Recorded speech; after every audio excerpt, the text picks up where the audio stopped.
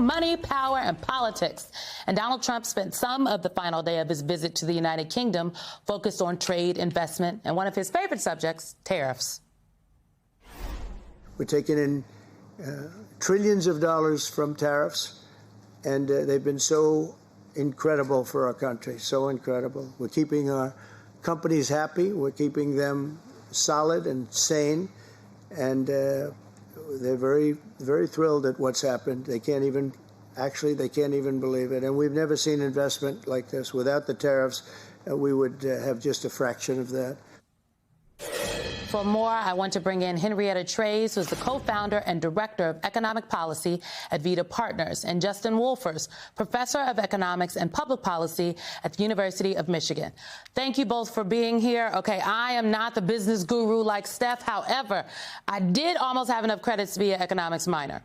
So, Henrietta, my understanding is that tariffs are a tax, and this tax is being paid by the Americans or by the American companies. So, what is your reaction to the president on this?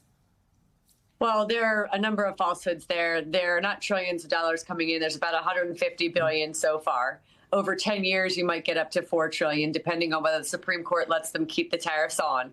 And the most glaring falsehood is the idea that businesses support this and that they are having a good time with the rollout of these tariffs. The manufacturing sector, which is what the president told us he wanted to bring back to America, is in recession. And they are specifically in recession over the last 4 months since the tariffs were implemented. Indeed, there was a fascinating interview yesterday when Meta rolled out their new glasses, those $700 Ray-Ban styled glasses that people are supposed to be wearing around these days. And they actively wouldn't answer questions about where those glasses were going to be manufactured in the interview because they're not going to be made in the United States. The disruption from these tariffs is too widespread. They physically cannot bring manufacturing back to the United States, even if they could afford it with the tariffs that are in place right now. Well, Justin, along those lines, then, the administration, they just love talking about deregulation all over the board. But the tariff chaos that Henrietta just spoke to is forcing executives to make business decisions, not based on, the numbers or the facts, but really on the president's whims, not even the realities of the market. So what do you think?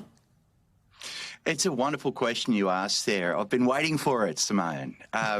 So the White House talks a lot about regulation, but if you talk to anyone in business right now, if you're listening in on a corporate call, if you're in a board meeting, what you hear is executives saying, will this be okay by the White House? And they don't know. And what they're worried about is it will elicit some form of retaliation. ABC News is today's example of the day. And so really what we've done is, yes, they might be ripping up some of the formal rules. That's what they call deregulation. But now we have this big set of unwritten rules. They're unwritten rules that are basically the president's whim. The written rules are much better. They went through a formal review process. They went through a cost-benefit review. They listened to stakeholders before they were written down.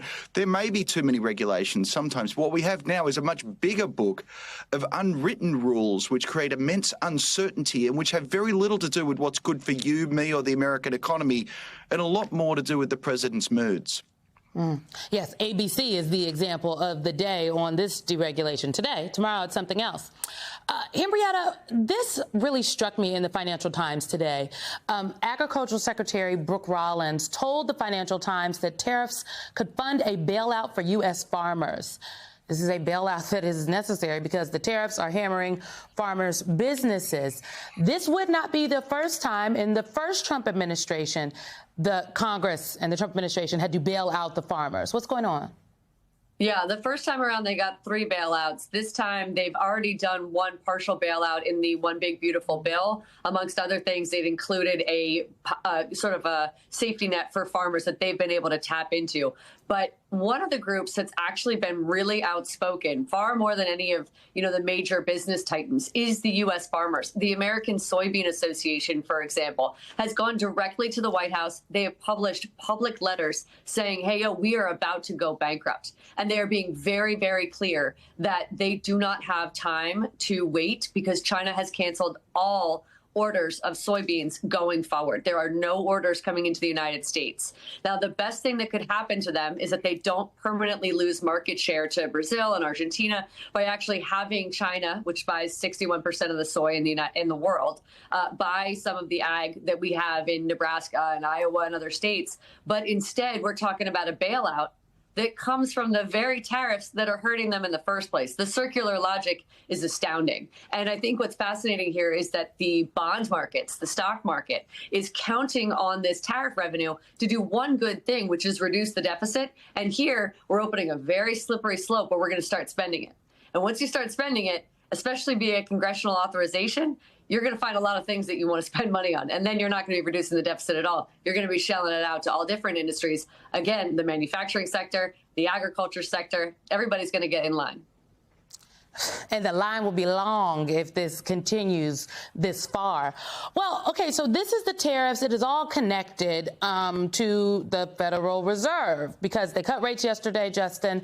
This is the first time they've done so in 9 months. Investors and the president, they were thrilled. But Jerome Powell, he actually seemed less optimistic. So is this really a victory if it comes with such an uncertain economic outlook?